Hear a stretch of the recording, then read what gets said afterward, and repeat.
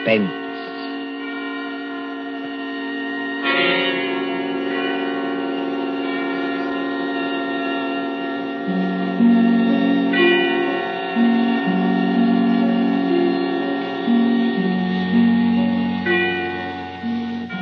The hushed voice, the prowling step in the dead of night, the crime that is almost committed, the stir of nerves at the ticking of the clock, the rescue that might be too late, or the murderer who might get away. Mystery and intrigue and dangerous adventure. We invite you to enjoy stories that keep you in suspense. For Suspense, tonight we present The Body Snatchers by John Dixon Carr.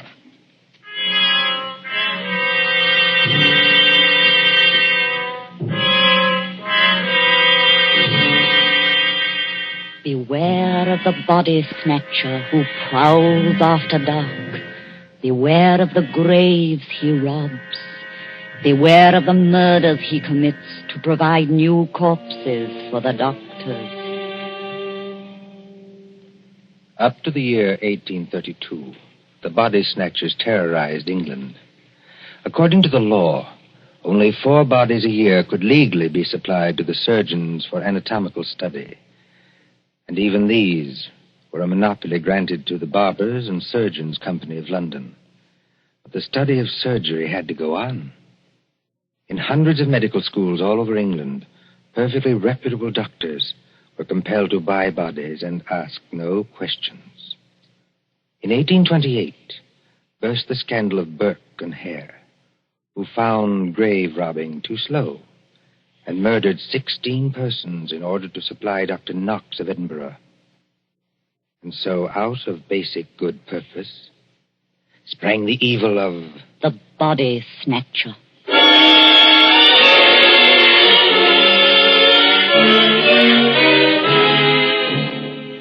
Turn back the clock now to a cold night just 110 years ago. Look into the brick kitchen of a house on Wandsworth Common, not far from London. There, in the light of a tallow dip, sits old Mother Slade in her draggled bonnet. What's a keeping 'em? 2 hours. 2 mortal hours by the Dutch clock. And they're not here yet. Mother Slade? And the graveyard not half a mile off. And once I thought I heard church bells ring. And once... Mother Slade, did you call? No, my girl, I did not call. But I thought I... And what are you doing up at this hour, my girl? I was only locking up, Mother Slade. Ain't it enough to have taken you over from a good-for-nothing mother not worth the gunpowder to blow her up? Please, Mother Slade. And given you a good home and brought you up practically like a lady with only the housework to do? I'm sorry, Mother Slade. Only I wish you wouldn't talk like that about me own mother. And what do you do, Peggy Lester? You stop up until this hour. You mislay me snuff box 20 times a day. I was only going to say I thought I heard a horse and cart in the lane. In our lane? Yes, Mother Slade. There it is now. Yes. Easy, my dears. Drive easy with the merchandise. The doctors don't like it if you bump the merchandise. Merchandise, Mother Slade? What's that? I'll tell you what it is, my girl. I didn't mean anything, Mother Slade. It's your Uncle Matt and your cousin Robert coming home from their business. That's what it is. You hear that, Peggy Lister? I didn't mislay your snuff box. It's on the table. And if you don't want me to take my fingernails to you instead of a strap, you get on up to bed this minute, do you? Yes, Mother Slade. I'm a-coming, my dears. Don't be impatient. I'm a-coming. Nasty dim light this candle gives. Oh, Mother Slade has got the rheumatics so cruel she can hardly move. Just pull back the bar, open the door. Well, Matt, did you get it? Did we get it? Strike my blind, but that's a good one, ain't it, Rob? Stir the gad, can't you? Get inside and close the door. They ain't after you. Ain't they? Can't you hear anything? I thought I heard church bells. More like a perishing funeral bell, if you asks me. Take it easy, Rob. Take it easy. We've shaken them off. Have we? I wish I was as certain as some people. The spades and sack is still in the cart. Let 'em stay. Who's a-coming to find 'em? Then you didn't get it after all, you thick-skulled pair of... Now, don't you start a-blaming us. Now, you shut your potato trap, Mother Slade, or Matt'll make you shut it. What happened? I'll tell you what happened. We was too quick, that's what. The girl was only buried this afternoon. The sooner the better, my dear. What's the good of the merchandise if it ain't fresh, eh? You hold your noise and listen. We left the horse and cart outside, like we always do. We creeps up to the lich gate of the churchyard. Walk softly, Matt. Walk softly, Rob, in your oily beaver hats and neckcloths, under the starlight and the white frosted elms. Take care of the graves, too. Spring guns may be set in some of them to protect the dead from marauders. And if the coffin is one of those new iron ones, all your labor will be in vain. Open the gate softly. Don't make such a bloody row with them shovels. I can't help it. I'm loaded down with all this stuff. Oh, and who'll do all the work when we do get there? I will. Matt, Aye? listen. I can't hear nothing except your teeth a-chattering. Matt, there's other people besides us in this here churchyard. Aye, 200 or 300 deaders. But they won't bother us. I means living people. Don't talk soft. Somebody's got a dark lantern. I seen it flash past the gravestones. Oh? Where? Can't you see it now? It's a-coming straight toward us. Yes, I see him. Come on. They've seen us, Matt.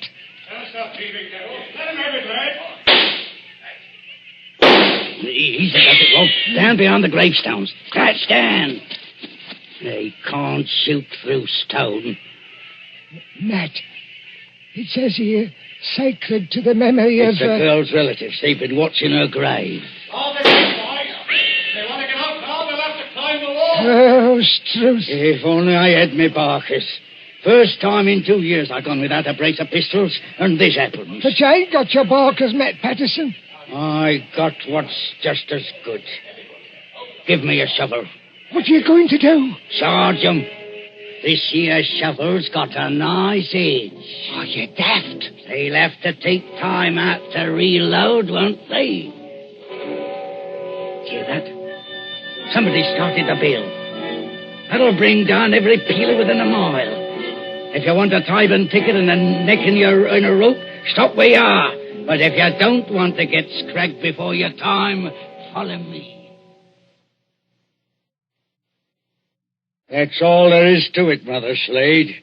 We went out by the gate, and blow me if they could stop us. You perishing numbskulls. Did they recognize you? No, we had our neckerchiefs round our eyes. And did you do it? I don't know. There's blood on the shovel. No, there ain't, Mother Slade. I wiped it off. Anyway, we're here.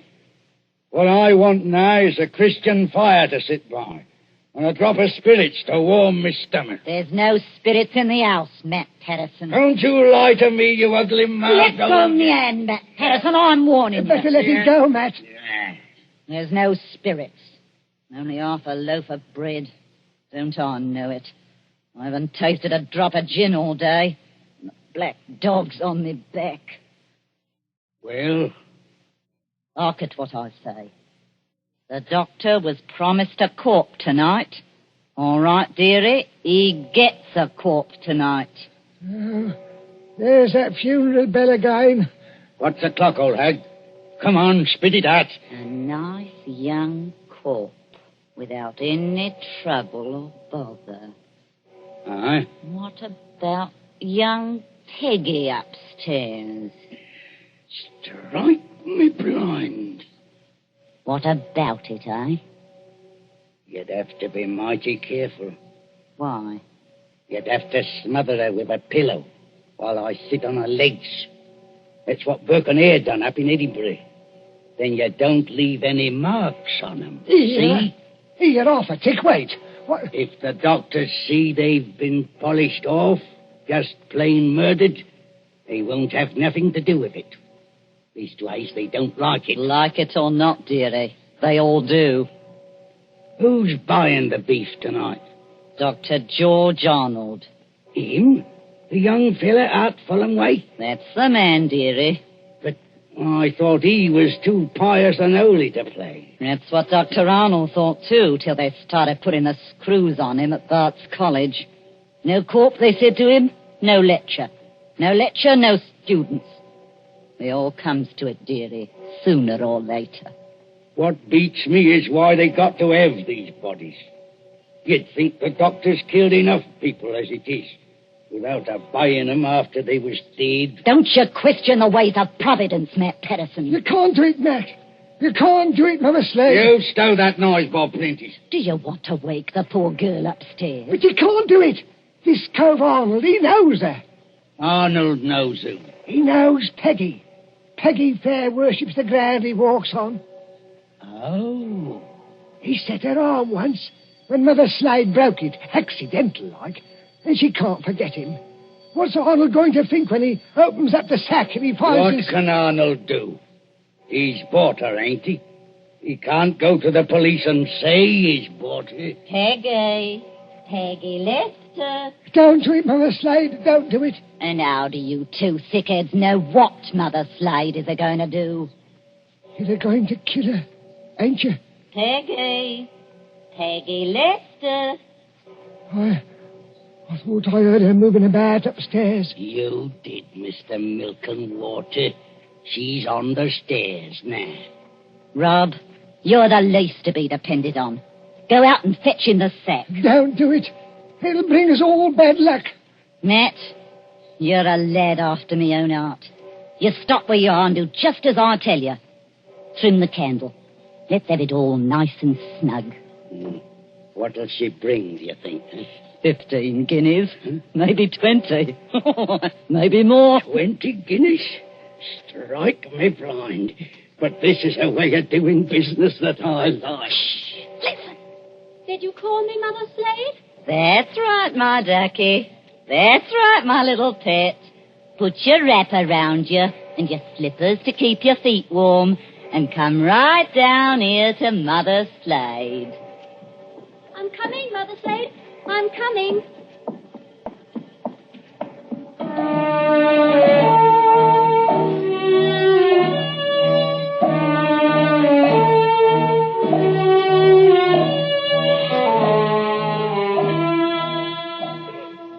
Who in those times would be a surgeon and still be an honest man? At that drugged hour of the night, look into the sitting room of a spacious house. Many candles are still alight there, though they have burned down nearly to their silver sockets. There is Chinese paper on the walls, and a turkey carpet underfoot. In front of the fire, now almost out, sits Dr. George Arnold with his bottle green coat and heavy hair.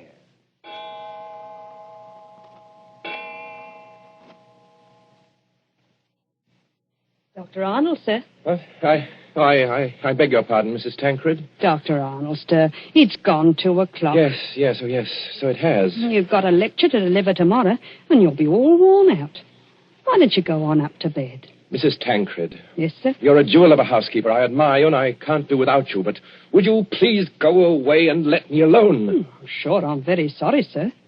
No offense intended. Stop. I shouldn't have said that. I'm thinking too much, perhaps. And smoking too many cigars, if you'll excuse me. Why must they keep tolling that bell at East Hill Church? Why must they keep it up all night? Well, sir, Elsie says the parson told them to do it. Elsie. Wait. Who is Elsie? Dr. Arnold, sir. I know you're always up in the clouds, mooning over books and whatnot, but I did think you'd recognize the name of your own parlour maid. Oh, that Elsie. I see. Well? Elsie says it's because of the murder in the churchyard. What murder? 2 resurrection men. Body snatchers, sir. Oh, you wouldn't know anything about such people. No, of course not. They were caught trying to rob a grave, but they got away. One of them was a horrible big fella. split Willie Kendrick's head open with the edge of a shovel. Is anything wrong, sir? No, not exactly. Well, I thought for a second, seeing how you looked. Did they get the body? Yes, sir. It was Willie Kendrick. His head was split open with a shovel. No, I mean, did these resurrection men get what they were after? No, sir. Thank God. Oh, you may well say that, Doctor. I wasn't exactly speaking in the religious sense, but never mind. What Elsie says, there are what she calls peelers all over the place. Peelers? Yes, these new policemen. After Sir Robert Peel. And somebody from the new detective police that they're using instead of the Bow Street runners. Well, Mrs. Tancred, I'm going to smoke one more cigar, and then I'm going to bed. Very good, sir. You see, sometimes you give orders, then it's too late to recall them. Whatever the medical practice is, you can't look your conscience in the face afterwards. Then, I can't tell you how or why, a miracle comes along and saves you, and you're free, What was that? Sounds like a horse and cart in the drive, sir. Mrs. Tancred. Yes, Doctor? Will you please go upstairs? Now, make haste. Well, if it's visitors, sir, or even a patient... Mrs. Tancred, you heard my instructions. Obey them. Sir, there's the front door Yes, bell. I heard it. For the last time, go away. I will admit whatever visitors we have. Yes, sir.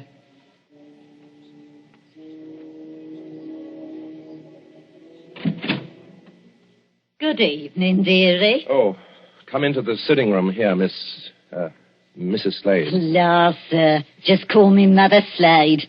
You don't hardly seem natural or friendly to hear anything else. It's a pleasure to curtsy to you, Doctor. Coo. What a lovely room. I suppose... Your candles is going out, though. One by one. Poof. Then you'll be in the dark. I suppose you've come to report failure. Failure, dearie? I understand you didn't get what you went after. Bless you, dearie. We got something just as good. Finest piece of merchandise you ever saw. You haven't got it here. Bless you, dearie. Mother Slade always keeps her word. Bring the merchandise in, my dears, so the doctor can see it. Quiet, please. Oh, of course, dearie, I forgot. Thank you, Pat. The big fellow with the black eyebrows is Uncle Matt. The little fellow with the watery eyes is Cousin Rob. And between them, in that sack, they're carrying... Well, who is it in the sack? 19-year-old girl, dearie. Finest anatomical specimen you ever saw. Merciful Where do heavens. you want this here thing dumped, Governor? Easy now, Matt. Why did you bring it here? That's where you told us to bring it, dearie. I mean, why did you bring it to the front door? Why not to the surgery? Only place in the house where there was lights, Governor. Hurry up now. Where do you want it? Well, take it... Yes, dearie? Take it over and put it in the cupboard there, where I'm pointing. This cupboard here, sir. Yes, then close the cupboard door. Shame on you two. Tracking your muddy boots over the doctor's lovely turkey carpet. Easy, my dears, easy now. All right, Robin. She goes. Don't bruise the merchandise. Whatever you do, don't bruise the merchandise. Right, me blind. What's the odds? She can't feel it now. There's your body, Mr. Sawbones. Now, let's see your money. Well, just one moment before I give it to you. There ain't no itch in this, is there? Better not be. No, I made a bargain with you, and I'll stick to it. Thank ye. That's uncommon genteel of you. Kindly stand back, sir. You're 2 stone of fat heavier than I am, and you don't impress me. Easy, Matt. Take it easy. I want to ask only one question. Where did you get that body? That's a question, dearie, what people in your profession don't ask. Why not? 'Cause they don't dare. That's why. Would the police be interested in where you got the body? No, dearie. Not half so interested in as where we brought it. To your house. It's your responsibility now. Yes, I suppose it is. The victim wouldn't be, by any chance, that pretty little girl you used to treat so unmercifully? You hold your noise about how I treated her. I was rather fond of Peggy. Strike me blind. I think the Sawbones... Oh, get out of this house, all of you. Go on, get out. Not without that money, dearie. It's 20 guineas now. There's money on the table under that newspaper. Take what you want, and get out of here before I... Oh, what was that? Aye. What was it? A late visitor, I imagine. Was you expecting anybody? Eh? No. Don't drop the lovely money, Rob. Don't drop it all over the carpet. Pick it up. So the back way are these? Yes, it's the way you should have come. Through that arch and down the passage. Thank you for the rhino, Captain. And no games, mind you, if you know what's good for you. Good night, dearie. Remember, you've got the body now. Yes. I've got the body now. Poor little devil. Dr. Arnold, sir. In heaven's name, Mrs. Tancred, haven't you gone to bed yet? I had to get up, sir, to answer the bell. Yes, of course. I'm sorry. Dr. Arnold, what's the matter with you? Matter? You're as white as a ghost, and you're almost crying. Am I? Well, we must remedy that. Oh, it's so dark in here, I could barely see you sitting there. The candles going out, one after another. Nothing but smoke and an ugly smell of grease, and that cupboard door. What about that cupboard door? Oh, I always declare, sir, it won't keep shut without any latch or bolt, if you'll excuse the level. Mrs. Tancred, keep away from that cupboard. Dr. Arnold, sir. Are you ill or anything? No, but keep away from that cupboard. Who rang the bell? Oh, dear, I was almost forgetting. It's that man Elsie was talking to us about. What man? The officer of the detective police, sir. He wants to see you.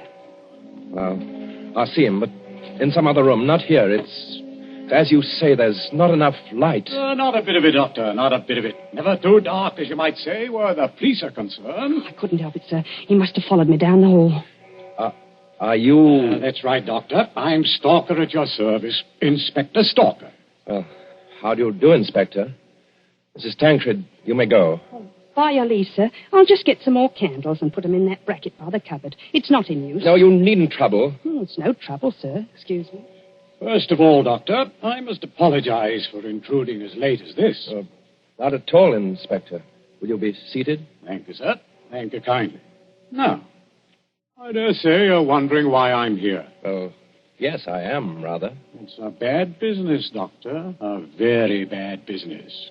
You mean the murder in the churchyard? Oh, you've heard about it. Well, my housekeeper said something about a man being killed with a shovel. That's right, Doctor. Not much doubt about who did that. No? No, the little fella dropped his dark lantern with the initials on it. They're professional body snatchers. We've had our eye on them for a long time. Speaking of body snatchers, Doctor... Well? I expect this anatomy law is pretty hard on you surgeons. It's an infamous law, sir. All the same, Doctor, it is the law. Yes.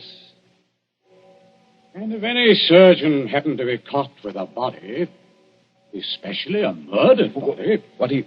What are you hinting at? Oh, nothing, Doctor, nothing. By your leave, I only want to ask a question. Well? What time did your friends leave? Now, come, Doctor. As one man of the world to another, do you see any green in my eye? You are not going to say you had no guests when their horse and cart are still at your front door. They didn't get away. No, Doctor, they didn't. They made a little reception committee as they left by the back door. Darbies on the wrists. Snap. Just as I might reach out and touch your wrist. Like this. What do you mean by darbies? Handcuffs. I've got a pair in my pocket. Gags into their mouths. That's to keep them from biting. Look, do we have to go on with this? You already seem to know everything I could tell you. Not exactly everything. I don't know, for instance, where you've hidden the girl's body. You're a very diligent man, Inspector Stalker. Thank you, sir. I try to do my duty. You said a girl? These gin-muddled degenerates have been watched every second since they left East Hill Churchyard. They hadn't a body then, but they brought one here. And there's only one other person who lives in the same house with them. Dr. Arnold, sir. Mrs. Tancred, listen to me. Yes, sir? Must you always break in with the most completely ill-timed entrances at all the worst period of my life? I was only trying to be helpful, sir. That's right, madam. Always be helpful. You had to have some light. Here's the candles, sir. 5 of them. In a big candelabrum. We can hang them in the bracket. Ma'am, hold up that light. Hold it high. Really, sir? I'm not in the habit of being spoken to as... Hold it high, I tell you. Do as the inspector tells you, Mrs. Tancred. This is a very fine carpet you've got here, Doctor. Yes, others have admired it tonight. But it oughtn't to have footprints on it. Muddy footprints. Footprints leading from the door, past the sofa, past the hearth, over To that cupboard.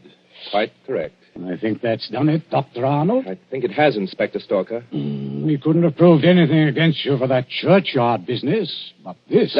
Let me open Bluebeard's cupboard, Inspector. Let me be the first to show you what's inside. You wanted a certain body. It appears you've come to the right place. Now, look. Lord Almighty. I'm the body, Mr. Police. Standing up, I'm very much alive. And I'm wearing a nice new dress that the doctor gave me. That I gave you? Don't say anything. Please don't say anything. Stop a bit, miss. Aren't you Peggy Lester? Yes. Just because the doctor has to be so terribly respectable, and a girl who's fond of him has to come here in secret. Wait a minute, everybody. Peggy Lester, you're lying. I am not lying. So that's it. Why didn't I guess it? It's the oldest body snatcher's trick in the world. Is it? Of course, the old pinch penny like Mother Slade couldn't sacrifice a good household grudge. Of course they brought the body here, instead of taking it to the surgery, where it might get locked up. Could you be persuaded, Inspector, to tell us just what you're talking about? The body snatcher, sir. Well, what about them? They take a living accomplice and put him into a sack and sell him to a green doctor as a dead man. Yes, but see here, They get the best price they can. Then in the middle of the night, that accomplice gets up and robs the doctor's house. And the doctor can't tell us because he's bought illegal goods. I never intended to go through with it. No, young woman? I tell you, I wasn't going to rob the house. They made me do this. I was going to tell Dr. Arnold. When I found out where they were taking me, I pretended to go through with it so I could warn the doctor. They can hurt so much, you'll agree to almost anything. Oh, that sounds like the truth, but it puts me in a funny position and no mistake.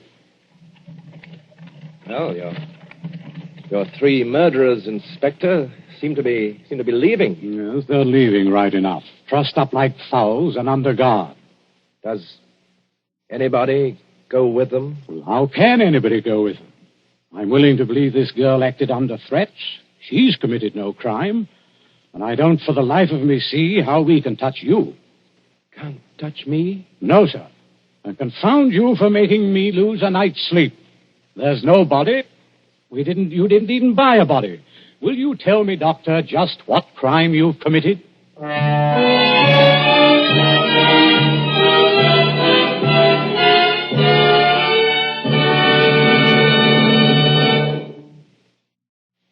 And so ends The Body Snatchers, a story of London at midnight, 100 years ago. And tonight's story of Suspense.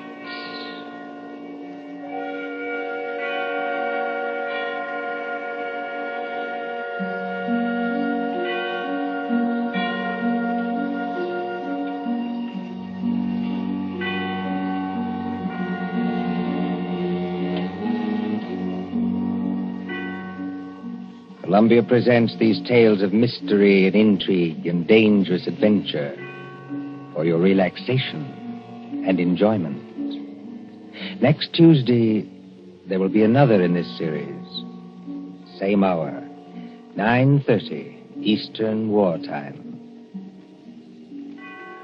William Spear, the producer, John Dietz, the director, Alexander Semler, the composer, conductor, and John Dixon Carr, the author, are collaborators on Suspense. This is the Columbia Broadcasting System.